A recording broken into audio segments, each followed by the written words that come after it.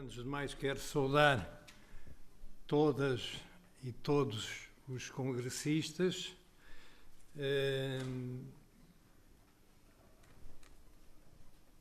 Eu realmente estou aqui com algumas limitações e peço antecipadamente desculpa por isso. No fundo, independentemente desse facto, teria já pela frente uma missão praticamente impossível, não é?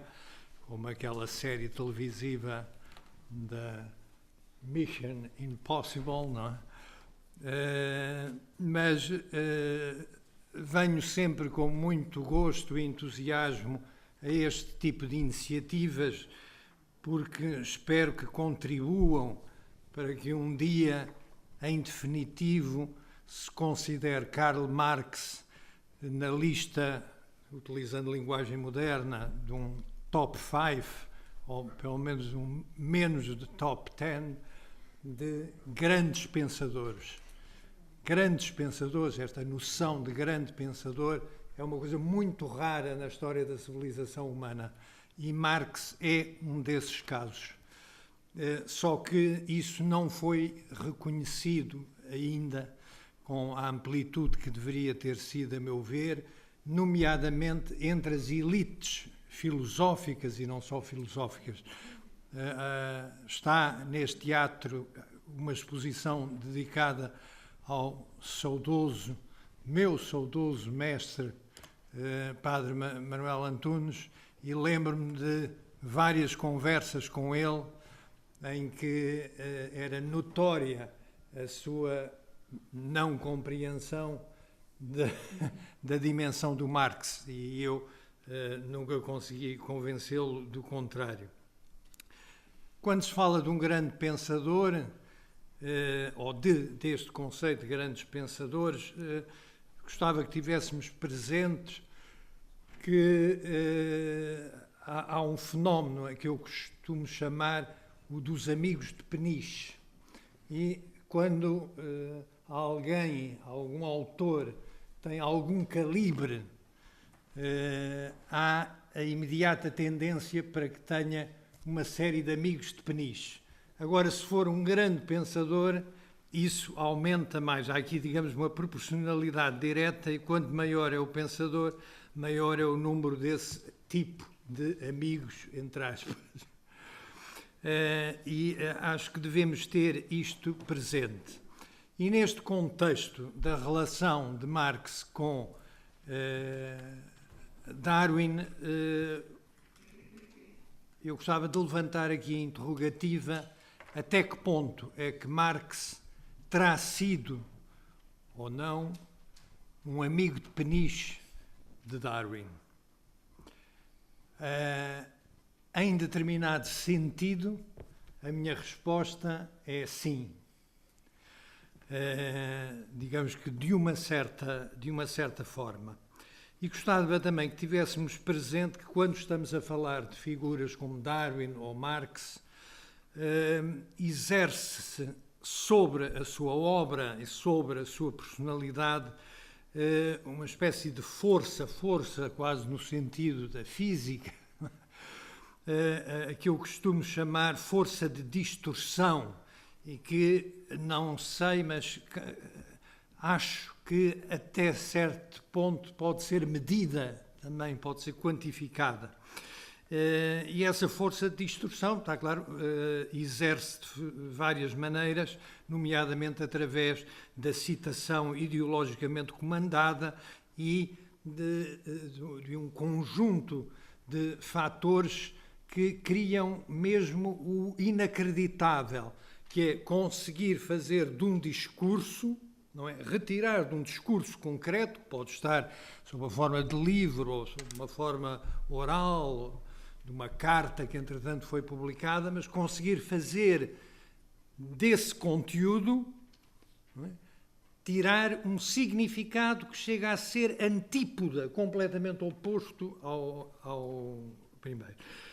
Aquilo a que eu chamo o uso e abuso da citação órfã é um dos exemplos também desse processo.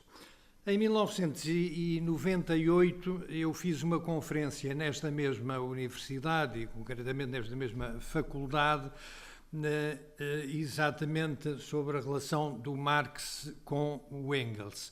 Isso teve depois um desdobramento em várias publicações, num livro de autoria coletiva e depois num ensaio mais desenvolvido, e eu não queria aqui repetir-me, portanto vou um pouco partir do princípio que esses elementos estão adquiridos ou que, enfim, que a plateia de especialistas, não é, aqui presente, não é? Eu estou na universidade, não é? Portanto estou a partir do princípio que estou a falar para uma elite e não propriamente num discurso de popularização das ideias. Não é? Portanto, nesse esforço de não me repetir, eu gostava, no entanto, de acentuar que Marx e Darwin não se leram mutuamente, não se leram um ao outro de forma ampla, profunda, demorada, ou seja, leram-se pouco um ao outro, eu diria mesmo muito pouco. Darwin, na única missiva para o Marx, até acentua a distância. Our studies have been so different, diz o Darwin. Eu queria fazer uma referência ao título. O título tem um ponto de interrogação, Darwin marxista, mas eu hesitei muito em pôr o ponto de interrogação e, conforme se foi aproximando a data e o aqui e agora, eu estava muito tentado a tirar o ponto de interrogação. Não é por uma intenção provocatória, nem na origem da atribuição do título tive qualquer intenção provocatória, mas há um nítido e confessado atrevimento da minha parte. Deixo aos meus queridos amigos o julgarem se este atrevimento é descarado, se é completamente exagerado, se é completamente descabido, se é mesmo insultuoso. Uma coisa é certa, eu quis aproveitar a circunstância, enfim, tento fazê-lo dentro do possível, de trazer coisas originais, portanto trago aqui uma tese que internacionalmente é, enfim, inaudita, não é? E que é simultaneamente extremamente ambiciosa, pode dizer mesmo megalómana, dado que o problema que eu vos trago é um problema que ocupa a vida inteira de um especialista ou de um investigador, e ao mesmo tempo muito modesta, até pela limitação do tempo, não é? E certamente, como tudo aquilo que eu digo e direi, será sempre muito discutível.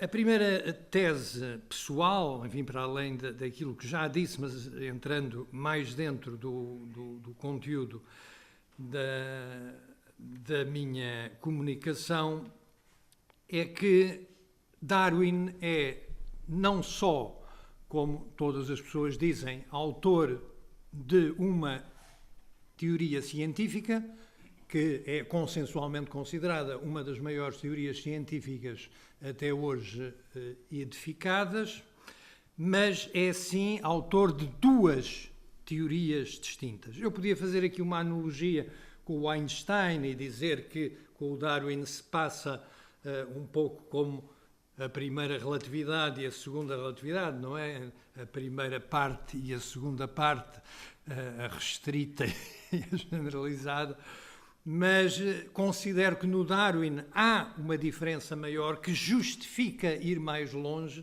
ao designativo de uma segunda teoria. Ora, a primeira, não vou gastar tempo com ela porque é celebérrima, embora, do meu ponto de vista, não lecionada como deveria ser, com a extensão e a profundidade que devia ser. Esse é um problema que também deixo à vossa reflexão, mas a segunda teoria é aquela que é materializada, do meu ponto de vista, nesta obra que eu tenho aqui, edição portuguesa, em que na edição portuguesa a tradução é A Origem do Homem. Tradução com a qual eu não simpatizo, mas estou-me a referir a The Descent of Man and Selection in Relation to Sex. É nisto que eu me quero concentrar, neste texto, e este texto traz-nos um conceito-chave. E como várias vezes, e sabem bem aqueles que dominem a história da filosofia ou a história das ideias em geral, muitas vezes na obra de um autor há um conceito, mas o conceito não aparece nominado na obra. Está lá, ou nas entrelinhas, ou numa forma descritiva, está lá na obra. Se nós soubermos interrogar a obra, acabamos por o descobrir, não é? Mas não está explicitado do ponto de vista linguístico, digamos. Ora, é isso que eu julgo acontecer neste caso, e o conceito-chave a que me estou a referir, portanto, daquilo que eu designei por segunda teoria, é uma noção presente, mas com denominação ausente. E há um autor francês que, do meu ponto de vista, tem sido muito mal tratado, que é o Patrick Thort, que em Portugal penso que é completamente desconhecido. Eu tenho feito o exercício de interrogar algumas pessoas da área da biologia, não é? Enfim, da elite, não é? Professores e pós-graduados, alunos de pós-graduação na Universidade de Ciências e, de facto, desconhecem em completo. Este homem dedicou toda a sua vida ao Darwin, está vivo, felizmente, e deu-se ao trabalho de arranjar ele uma denominação para este conceito ausente. E o nome que lhe deu, na sua língua natal, foi Effet réversible de l'évolution. E teve o cuidado, como o Darwin é inglês, de dar também a denominação inglesa Reversive Effect of Evolution. O que, pois, é isto, a tal impossibility. Bom, estão-me a pôr aqui um papel com o limite de tempo.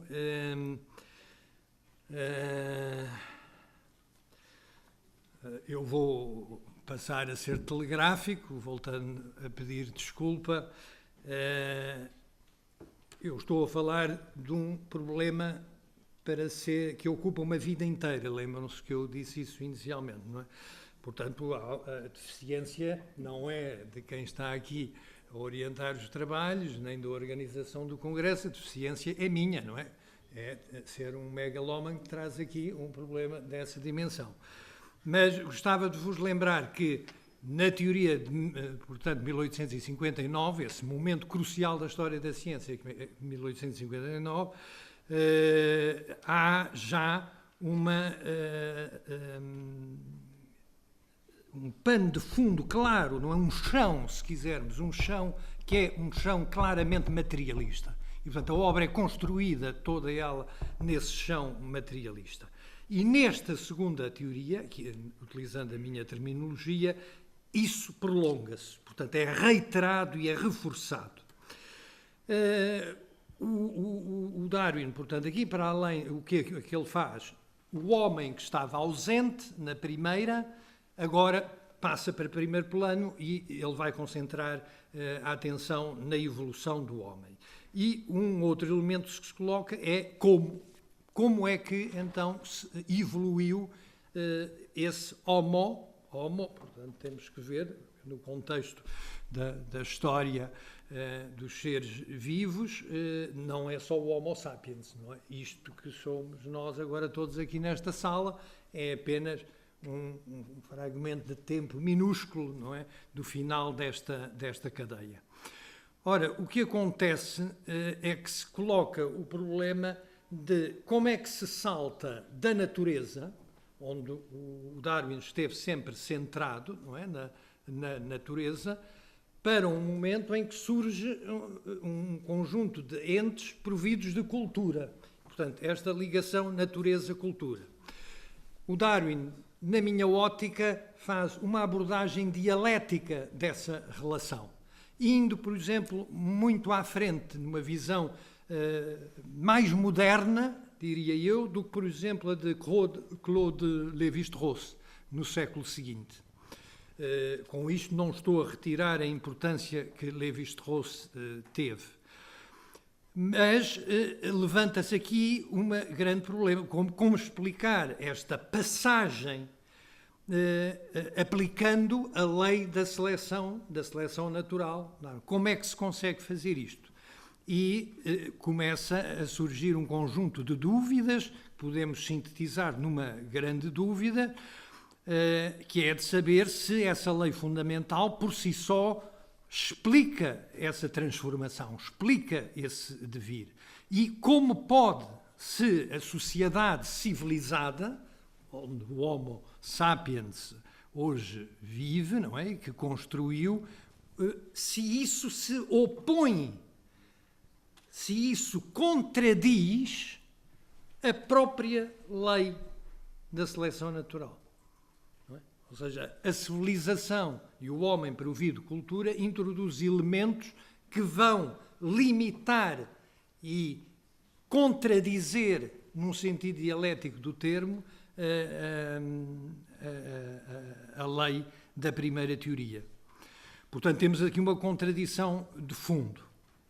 E, na minha opinião, este efeito reversivo é um conceito genuinamente dialético. Chama a atenção que a seleção natural não é apenas uma seleção de natureza orgânica, não é? De órgãos, de partes do corpo físico, é também uma seleção de instintos. E, portanto, a seleção natural, a certa altura, vai selecionar, não é? No processo que a primeira teoria já tinha estabelecido, vai selecionar aquilo a que o Darwin chama social instincts. E dos social instincts sai algo não menos fundamental, que é aquilo que ele chama sympathy. E eu devo dizer que simpatizo muito com a terminologia. Sympathy, que geralmente nunca é traduzida assim em português. Por exemplo, aqui neste volume não é assim que se traduz sempre por compaixão. Enfim, por alguma razão vivemos num país católico, não é? Enfim, essas coisas têm o peso que sabemos. Portanto, a seleção natural selecionou, no caso concreto do Homo, os instintos sociais que, por sua vez, contradizem a seleção natural. E o conceito de sympathy é o pilar principal na ótica do Darwin, e na minha também, da civilização. É por causa de ter surgido a sympathy que depois resulta esse fenómeno que é a civilização. E associado a isto, o Darwin diz mais do que uma vez uma frase muito bonita, com algumas variantes, associada à ideia de duty, porque duty para ele é the moral sense. Eu já vou. Tu é que tiraste do papel. Eu sim, eu não tinha olhado ainda. The moral sense is the most noble of all the attributes of man. Que é uma afirmação muito bonita. O papel que eu tenho aqui à frente diz assim: terminou. Portanto, se eu for absolutamente rigoroso, remete-me completamente ao silêncio. Mas se me dar só mais uns segundos, eu já não vou falar da seleção sexual, não é? Da importância da seleção sexual está associada aqui a este livro, mas vou dizer apenas isto. Na minha opinião, e a plateia dirá se tenho alguma razão ou não, eu acho que Marx deu à cultura humana um contributo essencial. E está aí, se me é permitido o uso de uma palavra que vem também do contexto religioso, cristão, que é a palavra alma, eu diria que está aí a alma do marxismo. Não é? Entendido o marxismo como a teoria do Sr. Marx e do Sr. Engels. Não é? E qual é para mim essa alma? Essa alma é a da determinação da dialética no quadro do materialismo. Ora, eu agora, como tenho aqui o papel a dizer terminou, já não posso dizer mais nada, a não ser que eu considero, e aqui está então o auge do meu atrevimento, que Darwin fez precisamente o mesmo. Fez precisamente o mesmo, com a diferença de que Marx parte de uma vastíssima tradição filosófica, não é? Que remonta ao pré-Aristóteles, mas onde o Aristóteles não é uma fonte crucial e, portanto, sabe o que está a fazer e faz intencionalmente, enquanto que o Darwin faz inconscientemente, sem saber que está a construir essa dialética.